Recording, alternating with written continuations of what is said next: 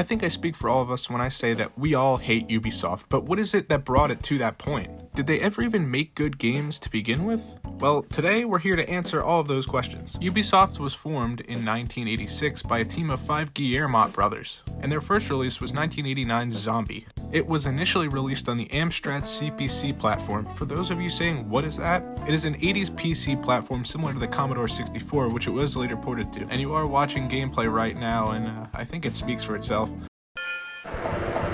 But at least it's better than Assassin's Creed Valhalla. But anyways, their first success did not come out until Rayman in 1995 on the PlayStation. Rayman is a game about a man named Ray, and while the first entry may not be the greatest game of all time today, it still established their most beloved series, that of course being Rayman. Rayman 1 may have been pretty decent at the time, but it wasn't until Rayman 2 released a few years later that the series really took off. It is one of the best 3D platformers out of an era that was dominated by them, and while it may have simply established Ubisoft as a competent developer, it wasn't until the next generation that they really rise to the top. The first major notable release of the PS2 generation was Tom Clancy's Ghost Recon, which kicks off the Tom Clancy series, which is still successful to this day with Rainbow Six Siege. Ghost Recon specifically was a very early example of a tactical shooter and was fairly well received at the time, although has not held up the best as you'd expect of a 2002 tactical shooter. But their first smash hit with critics of the new generation did not come for another year with Prince of Persia: Sands of Time.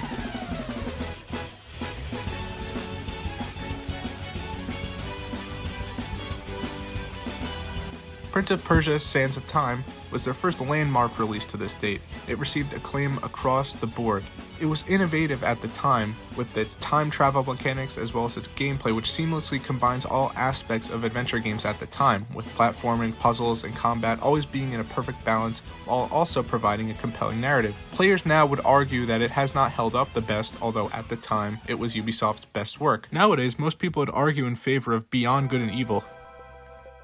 Beyond Good and Evil is a cult classic PS2 game that has stood the test of time better than most PS2 games out of that era. It had a mix of puzzle solving and stealth, and while it was a commercial failure, unfortunately, it earned long-term praise and a passionate fan base, and hopefully a sequel coming in the near future, although But just 1 year later, the first Far Cry released, which ended up being a pillar franchise of theirs. Releasing on Windows, the game was praised for its stunning graphics, advanced AI, and freedom offered in ways to tackle the game's many objectives. Its reception was quite positive at the time, and from here on out, Far Cry would become a Ubisoft mainstay. And Ubisoft pumped out plenty of more games throughout the PS2 generation, many of which were quite well received at the time, but it did not take too long into the next generation before Ubisoft would release arguably the most pivotal game in their history.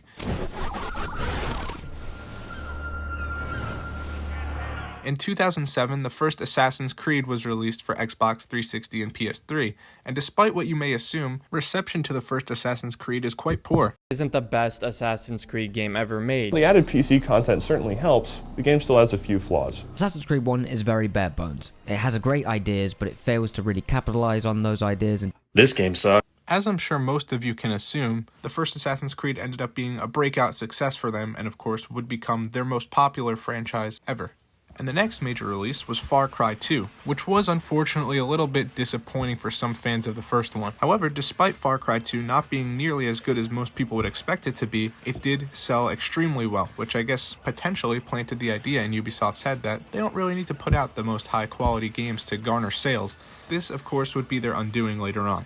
It's not the worst game of all time, but it's definitely not on the same quality as what we're about to talk about, Assassin's Creed 2. Assassin's Creed 2 is still often considered to be the greatest Assassin's Creed game of all time. It improves upon the first game by adding more varied missions, introducing a money system, and generally upgrading everything across the board from the first game. It is considered by some to be the greatest game that Ubisoft ever made, and is still revered today as one of the greatest games to come out of Generation 7. And this brings us into the 2010s, and at the beginning of the 2010s at least, Ubisoft was kind of on fire, with 2011's Rayman Origins releasing. And Rayman Origins is till this day one of Ubisoft's best. It followed the formula of reviving 2D platforming series, which was popular at the time with Nintendo's smash hits of Donkey Kong Country Returns and New Super Mario Bros. And some people would argue that Rayman Origins did it the best. Its stunning visuals and tight platforming propelled it to both critical and commercial success. And Ubisoft continued this hot streak with Far Cry 3 releasing the next year. And in this video, I'll be counting down through my personal top 10 games of the decade. First up at spot number 10 is Far Cry 3. All of this makes Far Cry 3 a great game, but the fantastic performances, chilling character arc, and psychotic themes are the reasons it's one of the most special shooters. While much of that success, or at least the foundation for that success, could be attributed to Far Cry 2, 3 was a game to put its themes in a digestible manner. Far Cry 3 and the team that pulled it off, Ubisoft Montreal, really gave us something awesome here. Far Cry 3 is another massive success. Blending together open-world gameplay and a compelling villain with Boss Montenegro, it is considered till this day to be the best Far Cry game that was ever made, and some would argue it is the only good one. This is Ubisoft's best work to this point, and again, one of the best games out of this generation. Assassin's Creed 3, on the other hand, is Ubisoft's biggest oopsie yet. They were not able to keep the momentum that was built by 2, and 3 is often considered the point where Assassin's Creed lost the Assassin's Creed in its name. And that's surprisingly early, I know. But we do have something big coming next. Ubisoft's greatest game till this day, and I will pass it to Last Burger to educate you all. Rayman Legends was a game about a man named Ray, as he goes on an adventure through the Glade of Dreams to stop a bunch of evil magician men who have kidnapped a bunch of blue people called the Teensies. There was just something so beautiful and smooth to perform a move with any character when going through each level. But not only the controls were just simple and perfect, it was just the level design, the way they introduced enemies and game mechanics. Even the currency in the game had a use for unlocking character skins instead of coins doing absolutely nothing. Mario. They also would include almost every level from Rayman Origins, and that's like the most generous Ubisoft is ever going to be to add an entire extra game to it without using it as paid DLC. Anyway, Rayman Legends was a game that was so good that Ubisoft decided it was peak Rayman and never made another one again. The end. Oh yeah, also Snoop Dogg was in one of the trailers for the game. Look at this shit. Thanks, Last Burger, but to improve upon one of his points, as opposed to them never making another Rayman game again, maybe they even decided, let's never make another good game again, because we already peaked. This one has to go at the bottom of my list. To say the first Watch Dogs game was received poorly would be an understatement. Same boring game over and over and over again. And it's probably been one of the worst FPS shooters I've played. But I literally had to drag myself kicking and screaming through playing this game. IGN gave this game a fucking 7.5.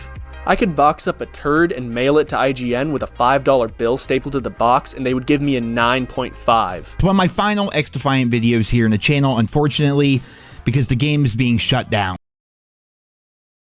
No. And over the course of this period of just bad game after bad game, Ubisoft would continually bleed sales as the years went on.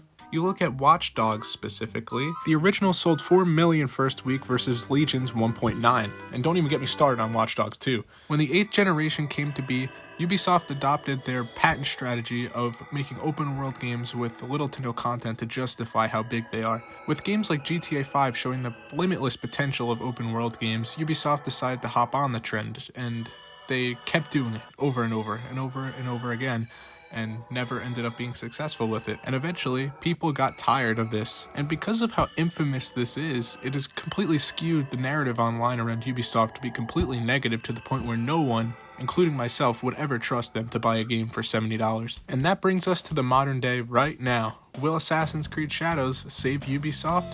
I don't think so, but well, only time will tell. All in all, Ubisoft was good during the PS2 and Xbox 360 generations, but was never great, and then when the PS4 generation hit, they forgot how to make games. Let me know if you guys enjoy a more documentary-ish style of videos. I try to keep it brief and only include the most important points as to not take up too much of your time. Like and subscribe if you enjoyed. We're trying to hit 1,000 subscribers, so anything would be a help.